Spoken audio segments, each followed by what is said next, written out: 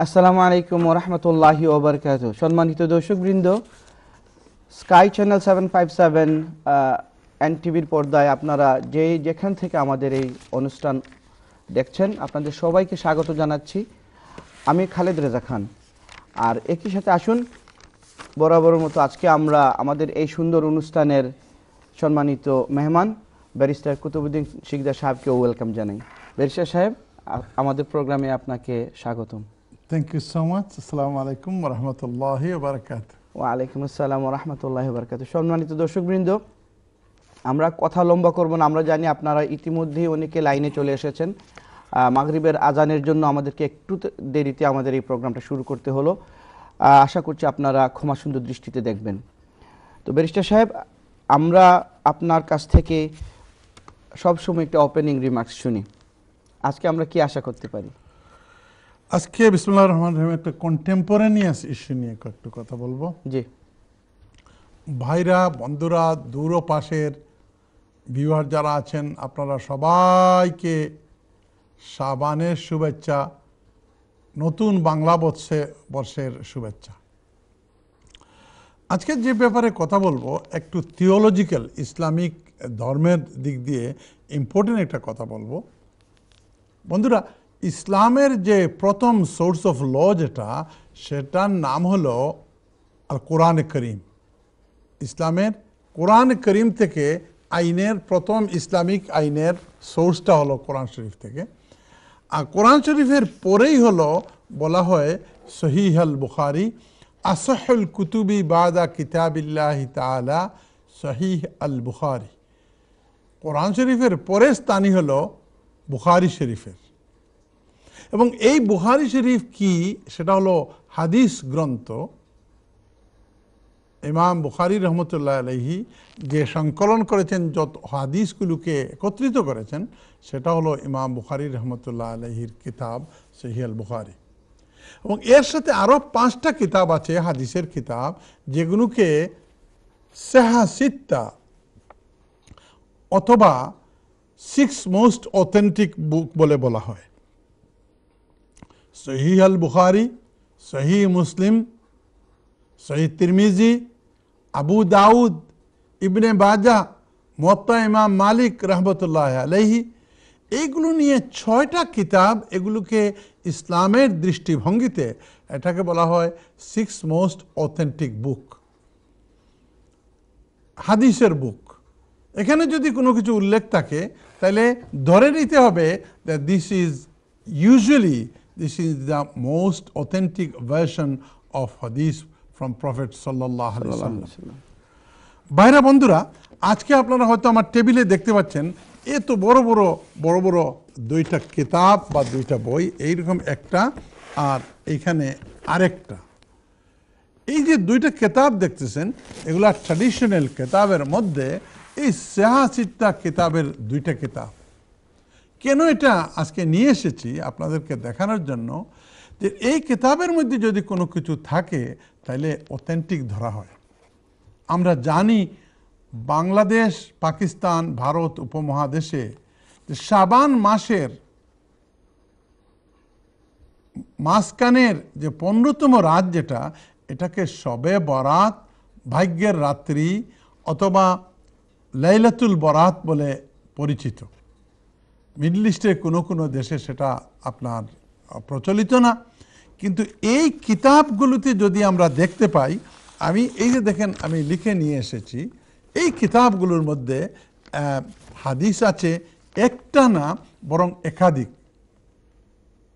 হাদিস আছে। একটা হাদিস বলবো যে এই বর্তমানে যে চাঁদ, এটার নাম হলো শাবান। কোরআনে করিমের মধ্যে আল্লাহ রাব্বুল আলামিন বলতেছেন, আউযু বিল্লাহি মিনাশ শাইতানির রাজীম, ইন্না ইদ্দাতাশ শুহুরি ইনদাল্লাহি 12 শাহরা। আল্লাহর কাছে মাসের সংখ্যা হলো 12টা। আমরা বাঙালি কালচার বা বাংলাদেশি কালচারে 12 মাস হলো বৈশাখ, জ্যৈষ্ঠ থেকে আরম্ভ করে চৈত্র পর্যন্ত, এবং ইংলিশ কালচারে হলো জানুয়ারি ফেব্রুয়ারি থেকে শুরু করে ডিসেম্বর পর্যন্ত। এবং ইসলামিক ক্যালেন্ডারে বলা হয় মুহররম, সফর, রবিউল আউয়াল, রবিউল সানি থেকে একদম জুলকাদা পর্যন্ত। আল্লাহ রাব্বুল আলামিন বলতেছেন কোরআন শরীফে যে এই 12 মাসের মধ্যে 4টা মাসের গুরুত্ব খুব বেশি। এখানে তোমরা কেউ মারামারি, কাটাকাটি, হানাহানি করবা না। এই মিনহা আরবাতুন হুরুম, এই 12 মাসের মধ্যে 4টা মাস খুবই গুরুত্বপূর্ণ, খুবই বরকতওয়ালা, খুবই আজমতওয়ালা। এই 4টা মাসের মধ্যে শুরু হয় রজব দিয়ে, রজব, শাবান, রমজান এবং শাওয়াল। ইসলাম আসার আগেও যখন গ্রুপে গ্রুপে, ট্রাইবে ট্রাইবে মারামারি হতো, কিন্তু এই 4 মাসে ওরা মারামারি বন্ধ করে দিত। এই ইসলাম আসার পরেও রজব এবং শাবান এই মাসগুলোর গুরুত্ব খুব বেশি। নবীজি রজব আসলেই দোয়া করতেন, আল্লাহুম্মা বারিক লানা ফি রজবা ওয়া শাবান ওয়া বাল্লিগনা রমাদান। আল্লাহ গো, তুমি আমাদেরকে রজব এবং শাবানে বরকত নসিব করো এবং আমাদের হায়াত বাড়িয়ে দাও, যাতে রমজানুল মুবারকের রোজাও আমরা রাখতে পারি। তো এই রজব, শাবান দেখেন কোরআন থেকে আরম্ভ করে এগুলোর খুবই ফজিলত, এবং বিশেষ করে শাবান মাসের যে 15তম রাত্রি, যেটাকে আমরা লাইলাতুল বারাত বলি, এটা সম্বন্ধে এই কিতাবগুলো নিয়ে এসেছি। এই কারণে আমি একটা হাদিসই বলবো, আর আমার এই ক্ষুদ্র এই ওপেনিং রিমার্কে এইটা এত ডিটেলস আলোচনা করার কোনো সুযোগ নাই। একটা হাদিসই বলবো, সেটা হলো কি, আন আলী রাদিয়াল্লাহু তাআলা আনহু, এই কিতাবের একটা অংশ আমার লেখা হাতের।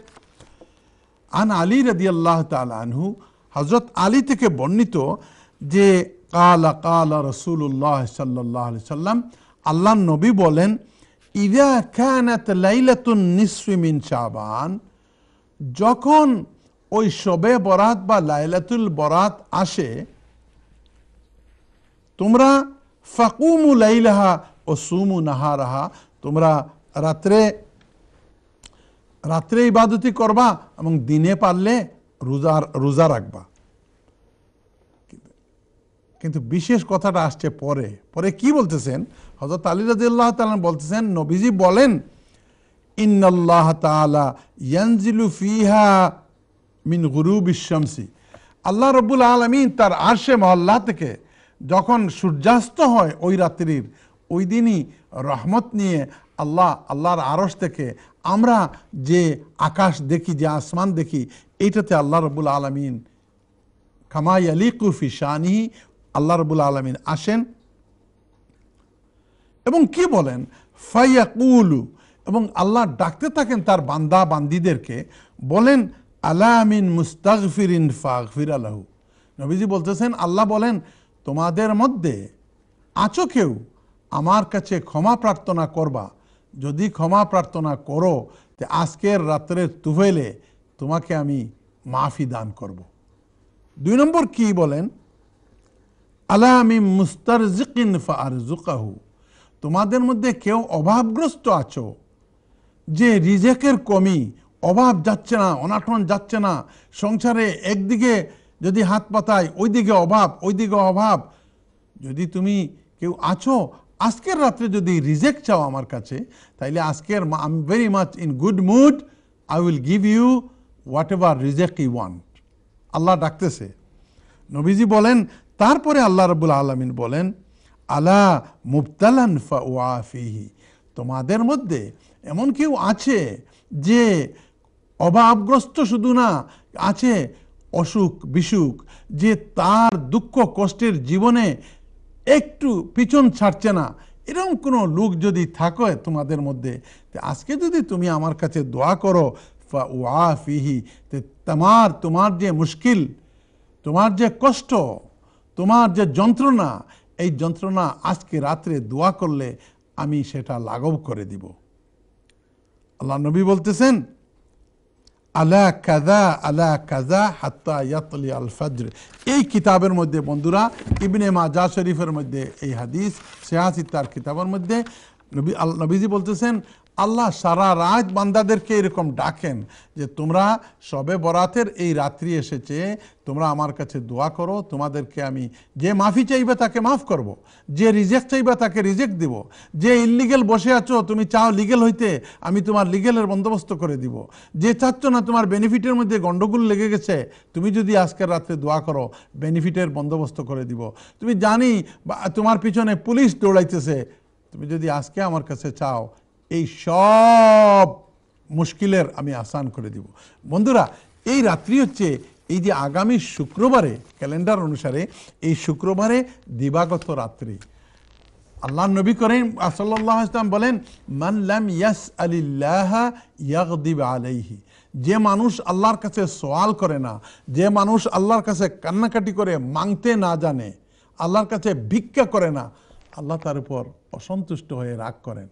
তাই এই যে রাত্রি আসতেছে, আসেন আমরা সবাই আল্লাহর কাছে প্রাণ খুলে মন খুলে একে অপরের জন্য দোয়া করি।